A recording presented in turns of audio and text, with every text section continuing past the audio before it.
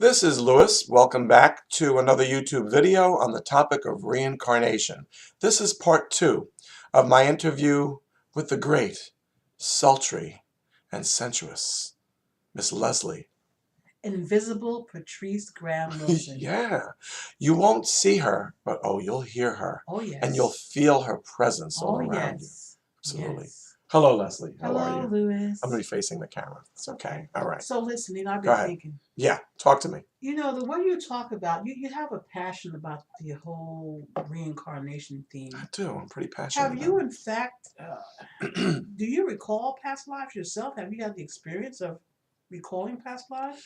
Right. Before I contradict myself and say yes now, but on the previous video I said, well, we'll do another YouTube video when I finally get a past life regression. I guess what I meant was a past life regression that I feel was effective or successful. Okay. I have had 2 in the past that I felt were not particularly successful, not because of any fault of the regressor, but mainly, I think because I wasn't ready for it and I didn't really get into it in terms of being relaxed enough to flow into being hypnotized, I think. Yeah.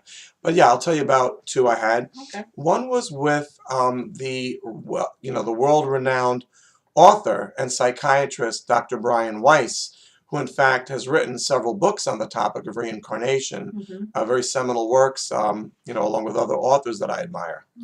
Yeah, and it was in New York. It was a group kind of audience, mass past life regressive hypnosis type thing. And I guess I was so excited by being in the audience and getting to meet Dr. Brian Weiss and hear his lecture that I really didn't feel that I was really hypnotized. I felt like certain mental images were going through my mind. I felt like it was a relaxing experience, Right. but I didn't really feel I connected with my past lives per se. Okay.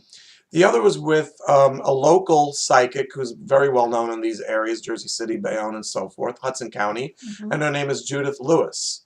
And again, I did feel like I did encounter some, or I did experience some imagery in my mental landscape, but I didn't really feel like I had a past life regression per se. Again, not her fault, more like not my fault either. I just wasn't ready at the time. Okay. Yeah. Well, you must be really familiar with this reincarnation because you talked, I think, before about reading. Do you have familiarity with different authors, or talk about the authors you read? Right. A lot of the authors that I've read, and there are several topics in what you might call New Age mysticism, metaphysics, the paranormal, etc., spirituality. There's different topics, different areas that I've read quite a lot of books on over the years. It's a passion of mine, in addition to music and other things. And as far as reincarnation, I have read a lot of books on that topic, and one is the one that I mentioned, Dr. Brian Weiss is quite a prominent figure whose books I really respect and admire. Let's see, there's Dr. Ian Stevenson. And one that I've read shortly after my mom passed, which was 9 years ago, Carol Bowman. Miss Carol Bowman has, she's, I believe, a psychologist. She's written books on children remembering their past lives.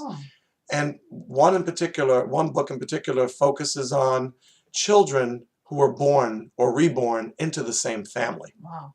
Yeah.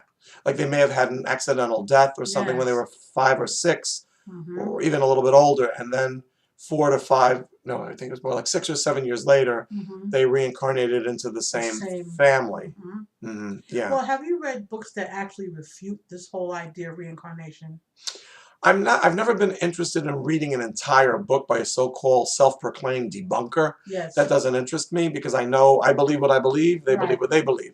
I've read articles, certainly, and I've certainly watched documentaries, snippets of TV shows, YouTube videos, and documentaries. But to sit down and read a whole book by a debunker, trying to debunk something that I wholeheartedly believe in, is really of no use or benefit to me, so I'm not really interested in that. So you've been spending a good percentage of your time researching reincarnation?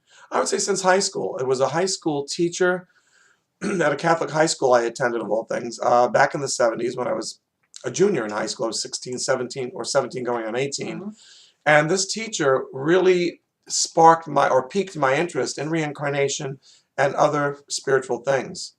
such as Wow. out-of-body experiences, astral travel, so to speak, life after death, of course, reincarnation, and other such topics. Yeah, Well, definitely. if you were asked to do a presentation on reincarnation, would you simply base it on what reincarnation is? What would be the aim of your discussion, do you think? I guess the aim of my discussion would be to enlighten people or educate people on another possible way of thinking about life and the universe around them, what it's all about, what the purpose of reincarnation is, and the fact that, okay, like for example, I think there are different levels of truth. There's personal truth, societal truth, and universal truth. Mm-hmm. And I really don't mean to force my opinions on anyone, but I think that a lot of what we call opinion sometimes is based on universal truth. And in some cases, we think there's no empirical or hardcore scientific evidence for it, when in reality there is. I think there is empirical evidence for reincarnation. And I think as society kind of grows up and catches up with Eastern thought, Eastern thinking, I think that we will become, our society or American society or Western society will start to think more and more of reincarnation as indeed the universal truth that I currently believe it to Okay. be. So, Yeah. what about the idea of when you die, going to heaven and hell? Okay. Right. So, how do you explain reincarnation if there's such a thing as heaven and hell? Where does that belong? I think that heaven and hell are religious concepts. Again, I don't subscribe to organized religion. I do think there's an afterlife, and I think there's a lot of evidence for that. We'll save that for another Oh, yes. YouTube video, I suppose. I think there's an afterlife, and I think it very much figures into reincarnation in several different important ways. Really? Well, let's put it this way. If winter is the season that exists between fall and spring, the afterlife exists between one physical life and the next. So the interlife or afterlife or spiritual realm or astral plane, however you would like to describe it or label it, I think is where a person's soul goes or resides between physical lives. Nice. And I think that, thank you, and I think that's the place or the state of mind, the spiritual realm from which one chooses the subsequent physical lives he or she will experience. You know, reincarnation sounds so poetic and so natural. What do you think? Glad you, wow. Well, I certainly like the word poetic because I love poetry. And I like the word natural because I think it's a natural process. We think of it as, we tend to think of anything, Leslie, as mystical or supernatural when we don't understand it. Yes. Wouldn't you agree with that? Yes. And I mean, even within the scientific and medical community, if I may digress a little, just to give you an analogy, I think that there are certain things that once they're shrouded in mystery, we don't understand them, we tend to think they don't exist or they're not real. For example, in the past, I'd say up until maybe the mid or late 80s, people would think that the mind only affects the body in terms of health and disease when it comes to stomach problems, like, oh yes, like being stressed out or fearful or having anxiety or trepidation would increase gastric juices and maybe create stomach distress, diverticulitis, ulcers, that sort of thing. So it was only believed that the psychosomatic effect or mind over matter only affected the stomach and in some cases the head in terms of chronic headaches and so forth. But no one at that point, before I think mid-80s, believed that the mind could actually bring on ailments such as colds, flus, or cancer, or even heart disease. Now, even medical doctors are starting to see the connection between those. Thanks to, I think, research and progress that's done in holistic medicine and quantum physics and areas like that. Yeah, definitely. Do you think that one's present ailments can be actually a reincarnation? I believe some are, and some are not. I think some things really do stem from earlier in this given life, in this particular lifetime, whereas others, such as phobias or chronic ailments, do stem from a traumatic experience or a traumatic death from a past life. Or maybe, thank you, or more than one past life. Can I share something with you from certain authors who wrote about past lives and who actually have regressed clients to past lives, have noted that sometimes when a child is born and has a memory of a particular past life, and at the end of that particular past life, he or she died traumatically, let's say from either a stab wound or a gunshot wound, when the person reincarnates as a newborn baby in this life, the baby may have a birthmark that's in the same exact part of the body and in the same shape as the wound from which he or she died tragically in the past life, in the immediate past life. Yeah. So let me ask you this then. It is interesting. It's fascinating. It is. And so do you think if someone, let's say, is born with a physical disability or mental disability, right, that person would be born into that same condition? In the subsequent life? Yes. No, I think that basically there are different lessons that we try to learn and master in various lives. And once that lesson is learned, you go on to, as they say, bigger and better things or other things. And I think that the reason for someone being born with a particular disability, particularly a severe disability, is to teach. Remember, we don't just come into this life to learn lessons for ourselves, but we come as teachers, not only students. So we are all each other's teachers and students. And I think we're here to teach our parents sometimes and other family members compassion. I would say compassion and unconditional love. And what better way to do that than to have a disability where it takes more energy and focus on their part to take care of us. Have you considered doing like seminars or workshops? It's interesting. You're starting to inspire me just through the being with me on the show to do that. But basically, the book that I've just completed writing is on my experience as an ordinary man, an ordinary person. You are ordinary. Thank you.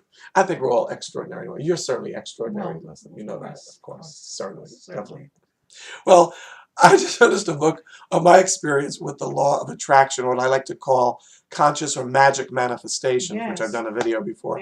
And so I'm more passionate right now about doing seminars and workshops on the law of attraction and my experience with it and knowledge of it and how to help other people develop their own facility and mastery of the law of attraction to have the kind of lives they want to live.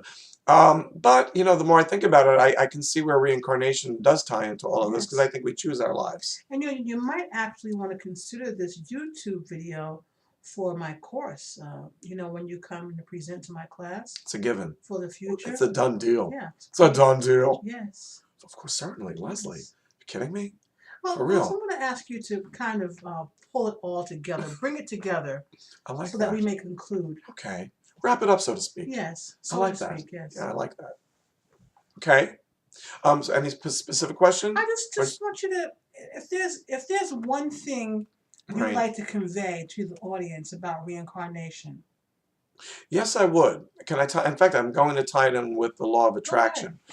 For those who don't know, the law of attraction is the belief and I think the reality and the force in the universe that allows us to consciously create our daily lives the way we want them to be and to manifest different dreams, wishes, goals, etc., and bring them to fruition in physical reality, whether it be a relationship, you know, job, house, car, whatever it is we wish to manifest.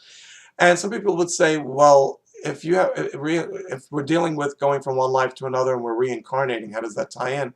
I think on a spiritual level, at least, we do choose our not only the beneficial and the fun things and the joyous things that we experience in different lives, but even the hardships and the challenges for the sake of growth. So even on some level, we're always manifesting our reality.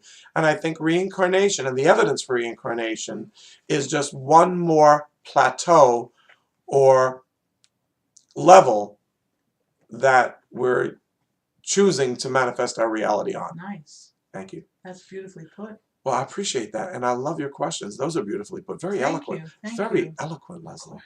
Thank you.